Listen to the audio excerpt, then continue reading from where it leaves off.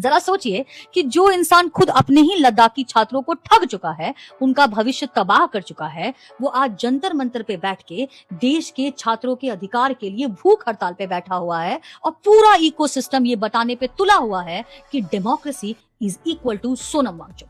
तो आज हम बात करते हैं सोनम वांगचुक की। ऑफ कोर्स इनके बारे में कौन नहीं जानता है।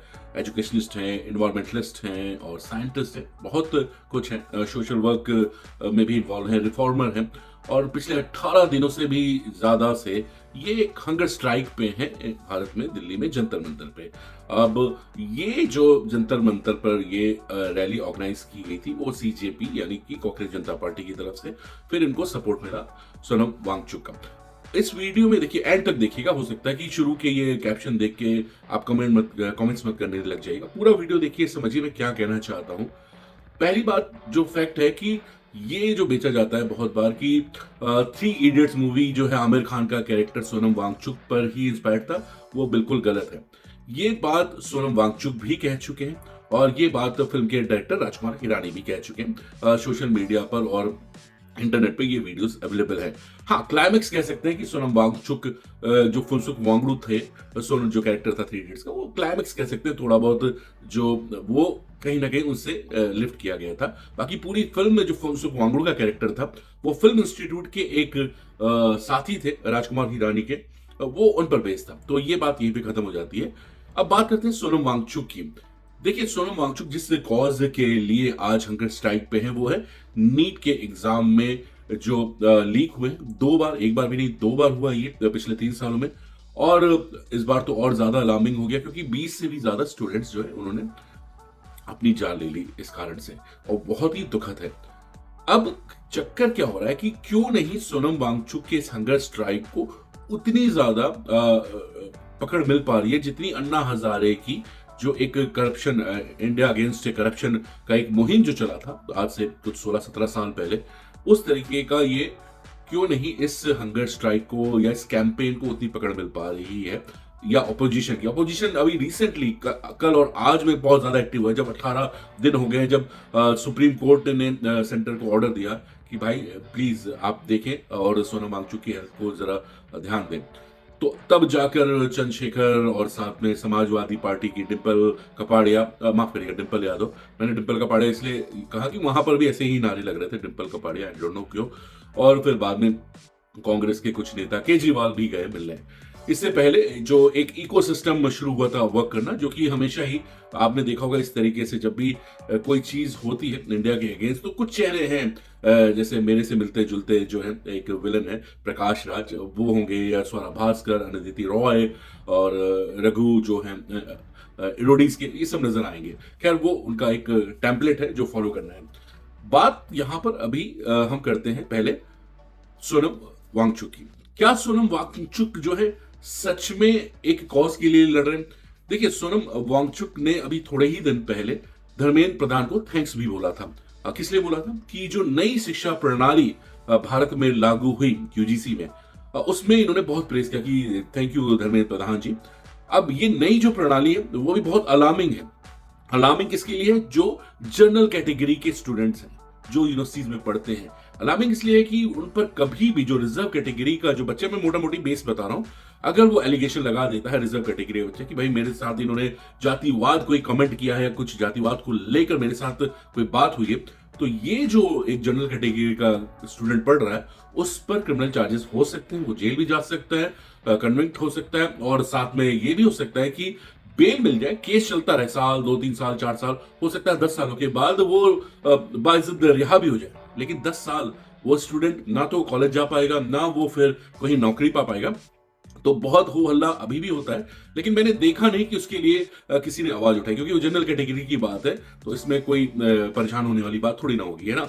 तो ये एक इकोसिस्टम है जो कि सेलेक्टिव नैरेटिव जो होती है, जहां पर कंफर्ट जोन है लोगों का कि ये मेरा कंफर्ट जोन है, ये मेरी सेलेक्टिव नैरेटिव है, मैं इसमें बात करूंगा या करूंगी, ठीक है ना।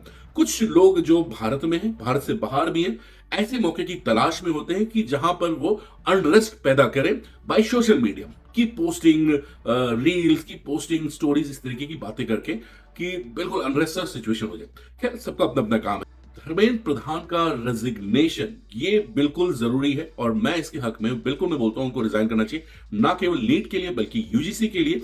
ये जो नई एक शिक्षा प्रणाली लाए हैं बिल्कुल ये गलत है, ये सब चीजें नहीं होनी चाहिए और मोदी सरकार को इनका रेजिग्नेशन लेना चाहिए।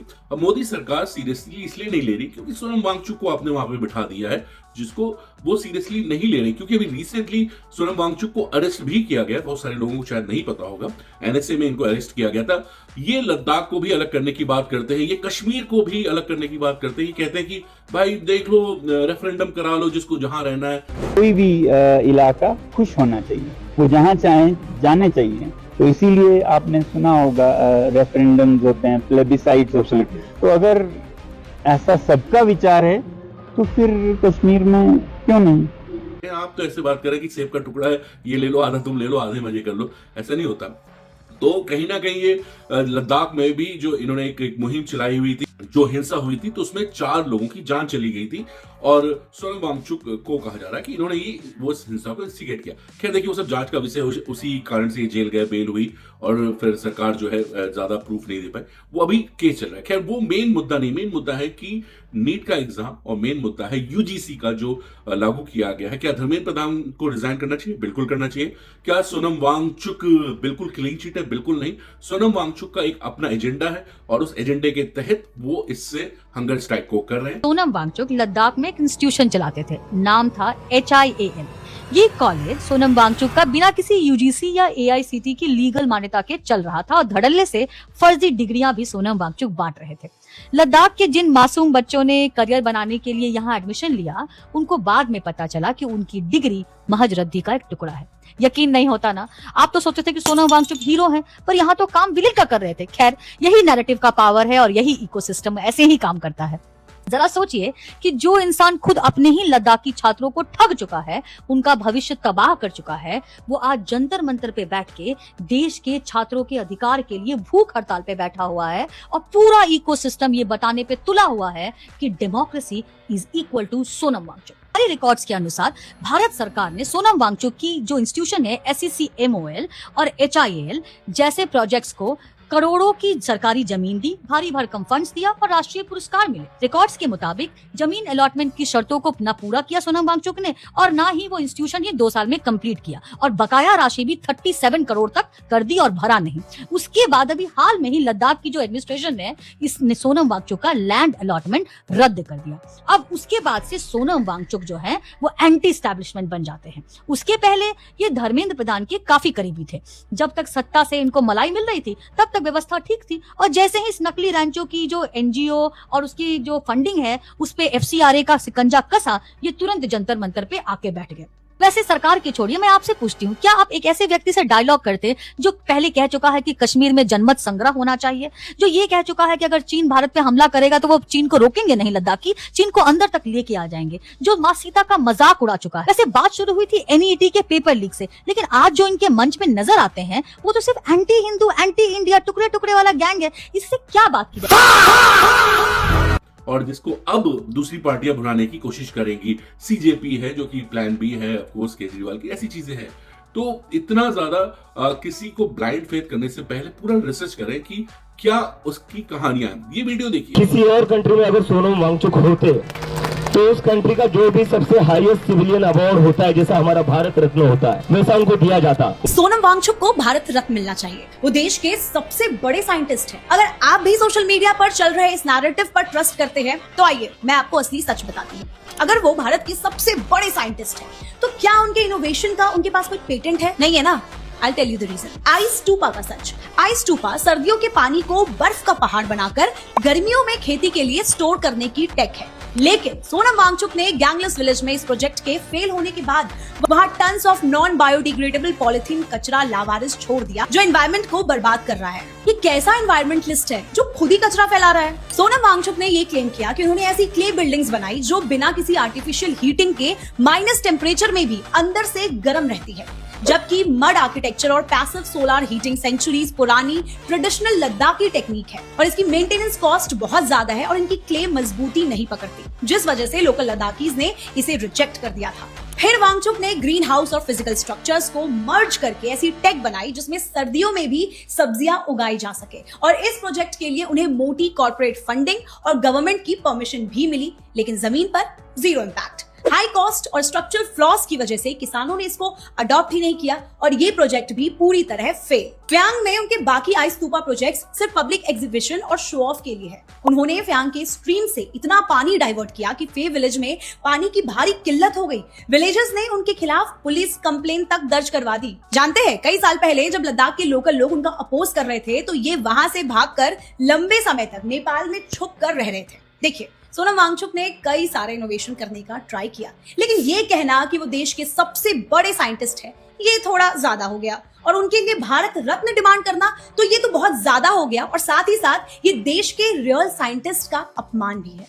सोनम वांगचुक के एक अपने एजेंडा है, गलत नहीं है, लोग अपने अपने एजेंडा में काम करते हैं, लेकिन आप कितने भी बड़े साइंटिस्ट, आप कितने भी बड़े इन्वायरमेंटलिस्ट, एजुकेटर हो सकते हैं, लेकिन जब आपकी नियति देश के खिलाफ है, राष्ट्र के खिलाफ है, नेशन के खिलाफ है, तो सरकार डेफिनेटली आपको सीरियस नहीं लेगी ज्यादा। और ये जो इकोसिस्टम है कि सरकार गिरा दे और कुछ अनरेस्ट सा हो जाए इंडिया में, चाहे इंडिया में बैठे लोग, मैंने कहा जो बाहर बैठे लोग हैं ये कोशिश करते हैं, जिनके इंडिया में अच्छी चीज होती है, मैंने कभी नहीं देखा कि उनके कभी ट्वीट या स्टोरीज आती है, लेकिन जहां ऐसी कोई अनरेस्ट सिचुएशन होगी वो ये इकोसिस्टम तुरंत ना एक्टिव हो जाएगा। उन्हें लगता है कि वो बहुत कुछ कर लेंगे, लेकिन ऐसा है नहीं, ऐसा हो नहीं पाता है। चीजें बदल गई हैं, लोग समझदार हो गए, और इसीलिए इस हंगर स्ट्राइक में सीजेपी को आपने देखा होगा कि ज्यादा सपोर्ट नहीं मिला स्टूडेंट्स का भी, क्योंकि इस जैसे ये कैंपेन शुरू हुआ था उसी समय से कि मेन ये जो मुद्दा था, मेन मुद्दा क्या था? मेन मुद्दा था नीट के लिए धर्मेंद्र प्रधान का resignation. One track one line, बस ये चीज थी, उस पे होना था। इन शुरू में ही क्या हुआ, जय भीम जय मीम के नारे, एंटी हिंदू के नारे और देश के लिए नारे, जो लोग ऐसे में अरेस्ट हुए हैं। अरुणादिति रॉय क्या कर रही है? कश्मीर भारत का हिस्सा नहीं है। Kashmir was never integral part of India. जो यासीन मलिक के साथ रहता है उसके साथ स्टेज शेयर कर रहे हो। सोनम जी, एक बात बताइए, क्या आप भी इसी बात पे यकीन करते हैं कि कश्मीर हमारे देश का हिस्सा नहीं है?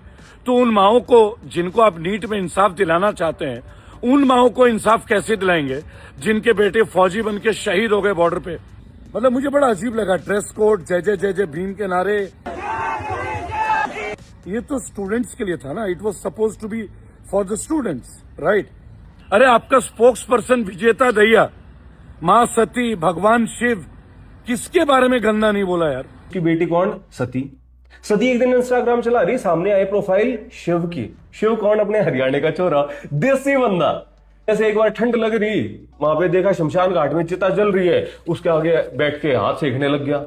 एक बात बताओ, हम बीजेपी के अगेंस्ट हैं, लेकिन क्या मैं अपने रिलीजन के अगेंस्ट हो जाऊंगा? कोई मुस्लिम भाई आपका साथ दे रहा है, हम लोग सपोर्ट कर रहे हैं ना, तो क्या वो अल्लाह के खिलाफ चला जाएगा? फिर जय श्री राम क्या बुरा है? फिर जय महाकाल क्या बुरा है? मैंने आपके मुहिम में इतना साथ दिया सोनम, जब आप हंगर स्ट्राइक में बैठे थे लेह में, राइट? आपको एक बार भी नहीं लगा कि ये पूरा प्रोसेस गलत चल रहा है? पर फाइट नीट के लिए है ना, तो केवल नीट होना चाहिए था। एक एमटीवी रोडीज में गाली देने वाला जंगली सुअर,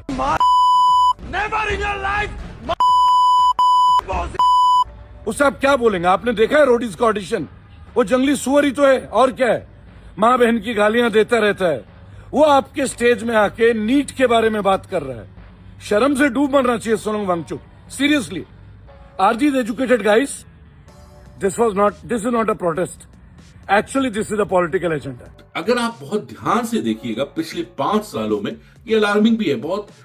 सिचुएशन जो है श्रीलंका से लेके, बांग्लादेश से लेके, नेपाल से लेके, एक तरीके का टेम्पलेट फॉलो किया जा रहा है किसी भी देश को तोड़ने के लिए, ठीक है ना?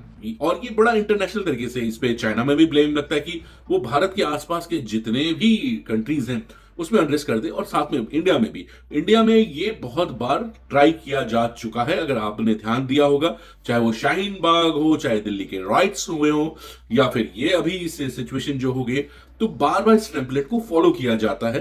कोशिश की जा रही है कि कुछ ना कुछ इस तरीके से हो जाए कि एक अनरेस्ट सिचुएशन हो जाए, लेकिन वो हो नहीं पा रहा। अगेन बहुत ध्यान से किसी भी साइड लेने से पहले रिसर्च करिए उस आदमी के बारे में, उस इंसान के बारे में कि वाकई उसका जो नियति है वो सही है, वो सही बात के लिए लड़ रहा है। मुझे तो एक बार ये भी नहीं समझ में आई कि सोनम वांगचुक एक जगह कह रहे हैं, सौरभ द्विवेदी को इंटरव्यू देते हुए कह रहे हैं कि देखिए अगर एग्जाम में लीक होगा एग्जाम और चीटिंग होगी तो वो डॉक्टर बन जाएंगे जो कम नंबर वाले होंगे, इंजीनियर वैसे बन जाएंगे जिनको कुछ नहीं आता, कम नंबर लेकर वो कम नंबर वाले जो है पेपर लीक करके पढ़ लेंगे और इंजीनियर बन जाएंगे, डॉक्टर बन जाएंगे। तो रिजर्वेशन भी तो यही है ना सर। रिजर्वेशन के लिए क्यों नहीं आवाज उठाई आप लोगों ने कभी? एक बंदा जो 80 नंबर या 90 नंबर लेकर आता है वो सिलेक्ट नहीं हो पाता है और एक -40 वाला -30 वाला डॉक्टर इंजीनियर बन जाता है। कॉस्ट तो वही है। तो लड़ाई लड़िए लेकिन सबके लिए लड़िए, सेलेक्टिव नैरेटिव नहीं कि जो आपके कंफर्ट जोन के हिसाब से जो आपको सेटिस्फाइड करता है, आपको कंफर्ट देता है, आप वो लड़ाई लड़ेंगे। देखते हैं क्या होता है आगे। वेल अगेन लास्ट में नीट का एग्जाम जो पेपर लीक हुआ, धर्मेंद्र प्रधान को रेजिग्नेशन देना चाहिए बिल्कुल, और मोदी गवर्नमेंट को इसको सीरियसली लेना चाहिए ये क्योंकि बैक टू बैक ये 2 बार हो चुका है। और मुझे याद है कि एक बार लाल बहादुर शास्त्री जी जब रेलवे मिनिस्टर थे तब एक रेल दुर्घटना हुई थी और उन्होंने रेजिग्नेशन दिया था। उन्होंने इसे अपनी एक नैतिक जिम्मेदारी समझ के उस पद से इस्तीफा दिया। तो मुझे लगता है कि इस तरीके से एग्जाम्पल सेट करेंगे तभी और लोगों का विश्वास पैदा होगा। अगले वीडियो में मिलते हैं। Till then children love you, take care. This is अकाड़ा साइनिंग ऑफ। नमस्ते। हम लेके रहेंगे, तुम कुछ भी कर